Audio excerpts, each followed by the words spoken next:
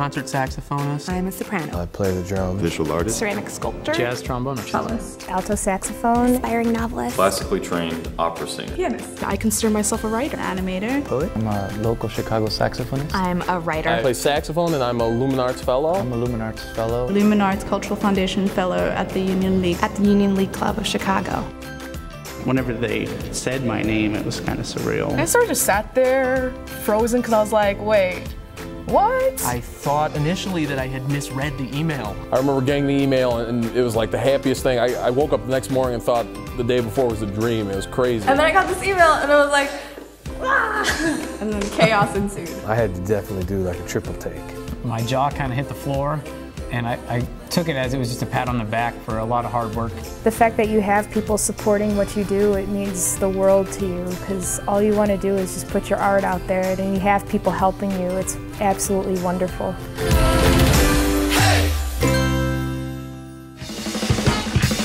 My name is Robert Dickey. Natalie Landy. Brian Scarborough. Brock Vieira. Tom Zimney. I love to play really loud and really fast. That's kind of my thing. I think it's because the rhythm is in your body. I just love performing, so anytime I get a chance to play my horn with people and make music, it's it's an awesome thing. I became a musician because I wanted to play. I wanted to be an eternal kid. I love people who play with the bebop idiom and it's a strong harmonic sense and a strong time feel really just, make me happier than anything. I like to be like, when the music is, as opposed to just kind of stagnant.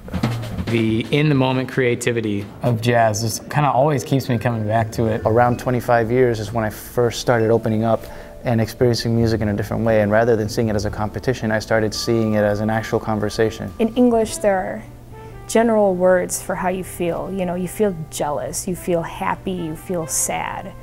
Well, within each of those emotions, there are so many different layers and degrees of that emotion. There's a certain, there are a million different kinds of happiness. There are a million different kinds of sadness, any emotion that you experience.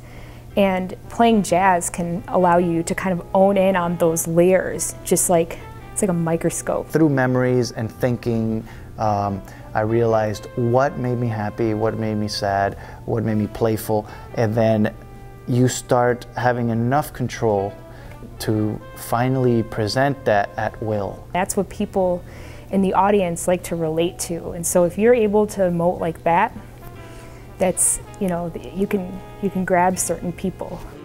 There's no way to replace seeing that done live, like a live band. So there's something about live, it's just, it's genuine. Unless you're there to hear it, feel it, and experience it, it's almost impossible to capture that vibe. Yeah, Rocky, people put a lot of pressure on and say, oh, they're not gonna make it. Like non-musicians always say, making it in music is like being famous and being a star, but to me, like if you're making a living at all with music, then then you made it. It's more than like a 9-to-5 thing. It's like, this is what we do. This is the only thing that exists, or we try and make it that case. As long as I'm making music in some facet, whether it's teaching or performance or whatever, I'm going to be in a very good place. I would love to travel the world and play. That's an ultimate goal of mine. I love playing music, and I hope that it's a part of my life till I die.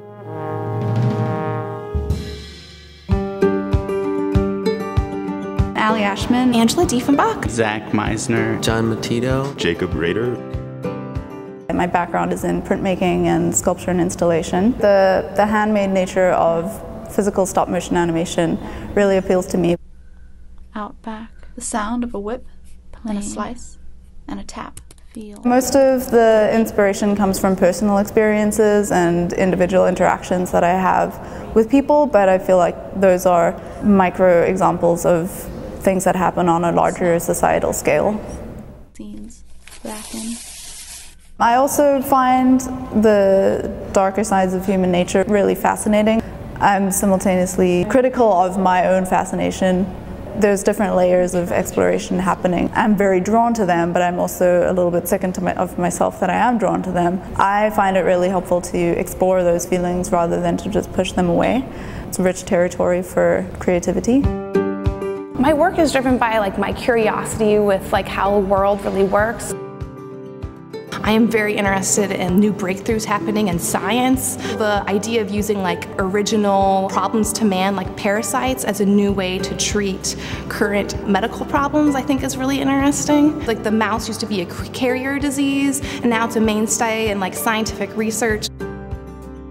And I feel like there's a really great opportunity of overlapping kind of these new discoveries with the fine arts. It's really great to win an award like this because it really validates what I've been working on and also gives me a little bit extra energy when I go into the studio. And of course the financial benefit has definitely helped, especially with going to residencies and kind of continuing my practice. The kind of work that I make is personal, and it's important that people see it directly. And so to have the opportunity to have a judge just come through and actually look at the artwork and evaluate based on that was really important for me. I don't really want to make artwork that you touch, but I make work that I think that when you see it, evokes something tactile or sensual. A lot of times I'm drawn to certain materials or colors that kind of resonate. It's slightly hard to determine how they're actually created, and I think part of why I like that is because I like to see the work sort of on its own. The financial reward is great because it allows me to pay for some of the equipment and supplies I need, so now I'll have my own tools and stuff like that. It felt kind of dreamlike because it was the biggest thing I've won to date. I have been doing a lot of shadow boxes and trompe l'oeil painting. With the shadow boxes, I took my personal inspiration from Spanish painters and the way they use the shadow box.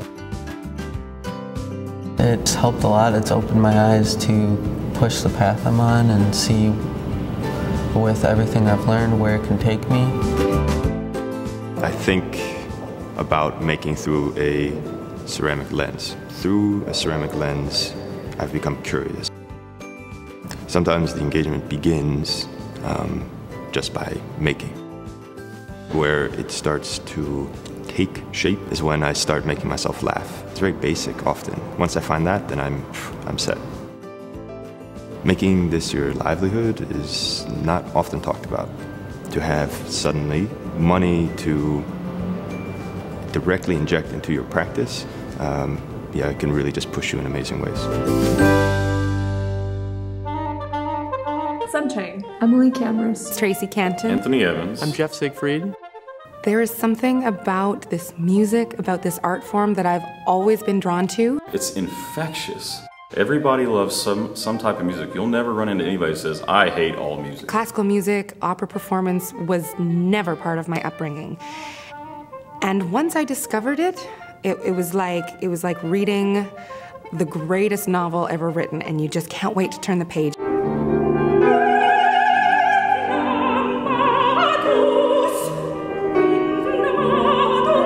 You can always get it at a deeper level, but there's something very special about the way in which classical music asks more of a performer. Some of the most wonderful music that's ever been written, and I guess it's different and exciting every time. You can dig deeper and deeper and deeper just with one piece of music, just with one kernel of artistic thought. I'm still discovering. I've been studying it for so long, and I'm still discovering. It never gets old, and I think it's true for me and it's true for our audiences.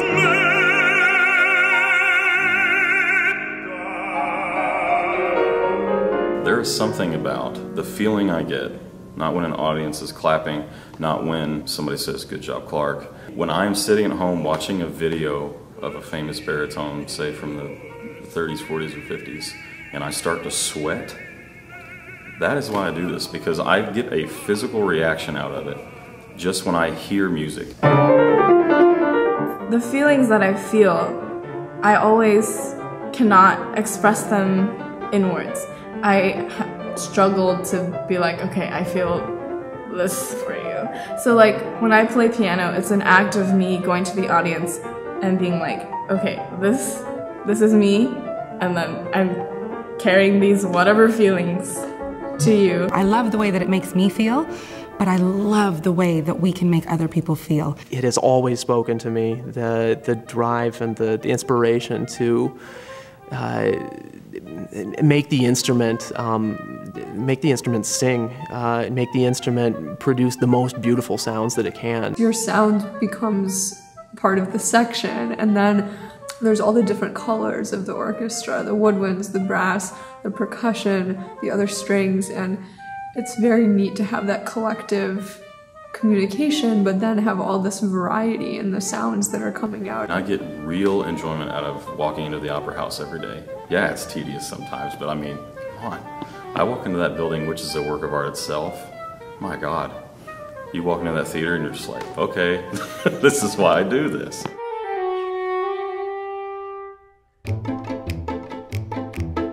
My name is Julia Fine. Linda and Hakim. Tyler Lacey. I'm Etin. I love the novel. My favorite novels are the ones where they don't translate that well to TV or film, and there's something about like the actual medium. I have a lot of ideas that I feel like I need more space to explore, and I want more time with characters. My hope is that in my own work, I'm keeping the medium in mind. When I'm in the zone, it just sort of writes itself, and it's like you're just in a totally different world. You can communicate ideas that are harder to talk about straightforward, but when you put them with these characters and you have it sort of acted out on this fictional screen, you can deal with some of these issues. I'm having my first short story go to publication. It's very exciting. This is sort of, I feel like I'm getting started career-wise. What's amazing to me about poetry is that the medium is language, and we use language all the time. I'm using language right now to communicate with you, and so on some level it's already familiar terrain. I spend a lot of time simply looking at things and trying to purely translate what I see or hear. We might as well think about language beyond just the surface level. We might as well think about what it can do, you know, what the boundaries are for language, and stretching it, you know. That's kind of what poetry is. And you know, in that sense, it just makes us more alive and more conscious as human beings, as thinkers, you know, as a culture. My parents came to this country as immigrants, and they really immersed me in that Korean culture. I became very interested in exploring my own identity as a second-generation Korean American, exploring why am I so critical and how do I reconcile that conflict between, well, this is what I think right as an American, but on the other hand, I can't completely abandon, you know, the values I did grow up with. And I find it really very interesting to explore stories that I write that critique my background, those values, because in a way I'm indirectly critiquing my family, which is, oof, that's a rebellion right there. Storytelling gives kind of a verve to your life. We're compelled to give this order to the chaos of our lives. Whether or not it's real and whether or not it means anything to anyone besides us is besides the point. It brings you a sense of joy and a sense of peace, and if we share stories with one another, we bring each other into one another's world, and it helps you be empathetic and see where someone's coming from. There's always something to be contributed. Even if people think every story has been written, I don't necessarily agree with that. There are always new angles. I grew up in a very practical family. My decision to pursue my art is not well, it's not greatly looked upon. I think when a foundation like the Luminarts Cultural Foundation supports young artists, it gives them the opportunity and the encouragement to continue pursuing it. It really just takes one yes to beat 1,000 no's.